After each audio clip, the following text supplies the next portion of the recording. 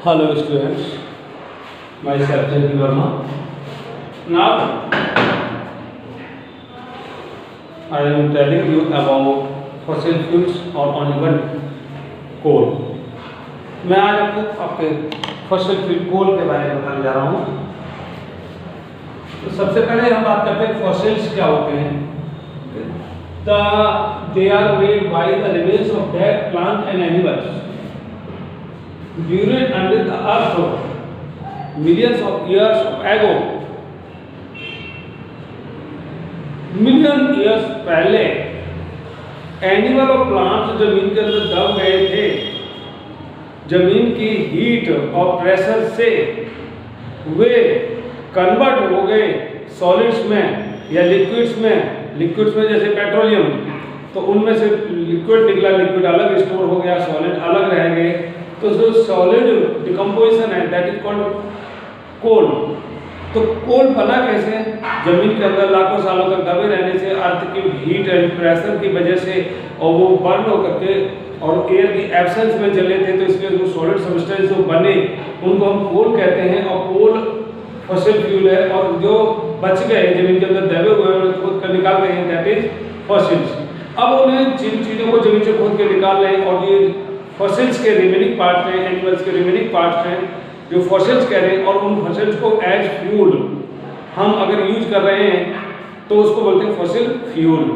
और फ्यूल की डेफिनेशन पहले भी बता चुका हूँ कि वो सब्सटेंस जो कंबशन पर हीट और लाइट प्रोड्यूस करते हैं तो आर कॉल्ड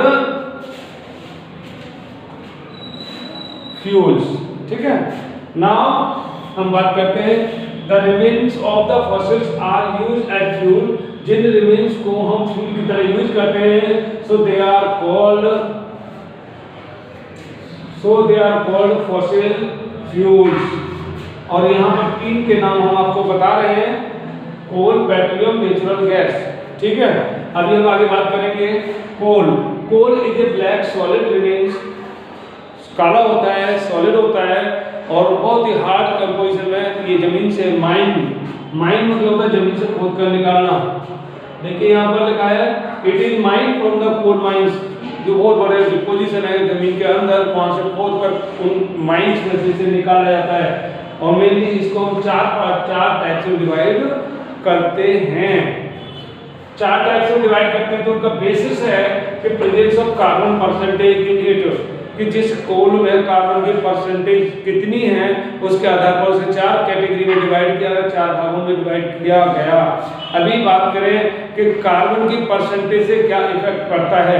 अगर कार्बन की परसेंटेज ज़्यादा है दैट मीन्स वो वैरायटी ऑफ कोल उसमें ज़्यादा एनर्जी प्रोड्यूस करेगी जलने पर, और कार्बन के परसेंटेज कम और अदर सब्सटेंस, अदर मिक्सर चीजें ज्यादा होंगी तो वो ज्यादा हीट पैदा नहीं कर सकती। इसलिए कार्बन की परसेंटेज जैसे जैसे बढ़ेगी वैसे वैसे क्वालिटी ऑफ द कोल बढ़ जाएगी, अच्छी होती चली जाएगी। तो सबसे पहला पॉइंट हमने लिया है peat is a variety of coal. इसमें कार्बन की परसेंटेज बहुत कम होती है, साथ साथ ये पक्का नहीं होता, कच्चा, और सबसे अर्ली स्टेज का, फर्स्ट स्टेज का कोल होता है। यहीं पर दूसरा है lignite.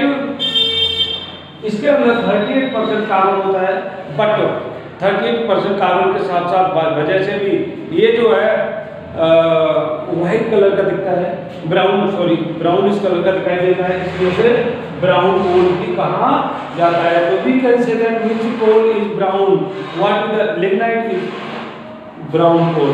Now as fuel for electric, और इसका यूज होता है ज़्यादा यूज होता है इलेक्ट्रिक पावर स्टेशन में, इन थर्मल पावर स्टेशन। तो पावर स्टेशन जहाँ पर बिजली हमारी बनाई जाती है उनको पावर स्टेशन हम बोलते हैं। और पावर स्टेशन अलग अलग कैटेगरी में डिवाइड किए हैं। थर्मल पावर स्टेशन, थर्मल पानी को हीट करके उससे बिजली बनाई जाती है। ऐसी एटॉमिक पावर स्टेशन, तो ये टॉपिक थोड़ा अलग हो जा रहा है, बात सुनेंगे कि power station, thermal power station में इसका यूज होता है। तो अब नेक्स्ट नंबर 3 है बिटुमिनस कोल कंटेन 65% कोल और कार्बन। अब इसमें 65% होता है, तो परसेंटेज ऑफ कार्बन बढ़ गई, इट मींस इसकी quality is better than lignite हो गई। और बेटर देन लिग्नाइट है, इसलिए इसका उपयोग कहाँ किया जाता है, इसका मोस्टली यूज होता है इलेक्ट्रिक पावर स्टेशन में। इसका अभी जहाँ पर यहाँ हो रहा था थर्मल पावर स्टेशन में, यहाँ पर दूसरे स्टेशन हैं उनके यहाँ, और जहाँ जहाँ बिजली बनानी होती है जैसे रेलवे इंजन वगैरह का पहले कोयले का कोयले वाला जेम्स वाटर वाला जो इंजन था उसमें भी इसका यूज किया जाता था। नाउ हम बात करते हैं लास्ट में और दूसरा के जो बिटुमिनस है इसका उपयोग कोक बनाने में किया जाता है। कोक क्या है, कोक क्वालिटी ऑफ उसका कोल में से जलाकर या लकड़ी को एयर की एब्सेंस में जला करके कार्बन डाइऑक्साइड निकल जाती है, बट उसमें से जो जलने के बाद रिमिक्स बचता है वो सॉलिड होता है, ब्लैक होता है और लाइटर माने हल्का हो जाता है। अब केमिकल कोक बनाते क्यों हैं, कोक की सबसे बड़ी जरूरत होती है कि यह जब जलता है कोक तो वो जलकर पूरा हॉट हो जाता है, रेड हॉट हो जाता है, बट धुआं नहीं देता। तो जो बिजली उसकी बात करते हैं, वो जो लॉन्ड्री वाला प्रेस करता है तो उसमें क्या डालता है, जो प्रेस है उसके अंदर आजकल तो बिजली से करते हैं, बट पहले क्या था कोक का यूज करते थे जिससे कि उसके दुकान के अंदर धुआं ना हो। ठीक है, अभी बात करते हैं लास्ट पॉइंट की, नंबर 4 एंथ्रासाइट।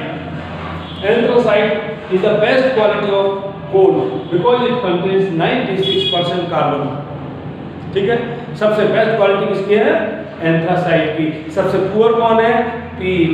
ब्राउन कोल कौन सा है, लिग्नाइट। और इससे मीडियम क्वालिटी एंथ्रासाइट से थोड़ी छोटी और अच्छी the best quality that means anthracite से कम वाली बिटुमिनस।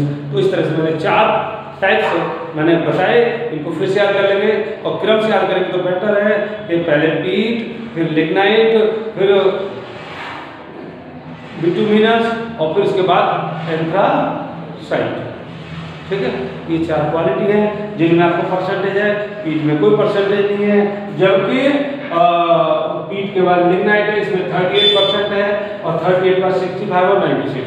सिंपली याद करने का तरीका 38, 65 और 96% इतना याद कर लेंगे तो लिग्नाइट, बिटुमिनस और एंथ्रासाइट ये परसेंटेज होगी। तो इस परसेंटेज से आप याद करें। थैंक यू, और इस वीडियो में इतना ही, और मेरी वीडियो अगर पसंद आती है लाइक करें, सब्सक्राइब करें, शेयर करें। Thank you.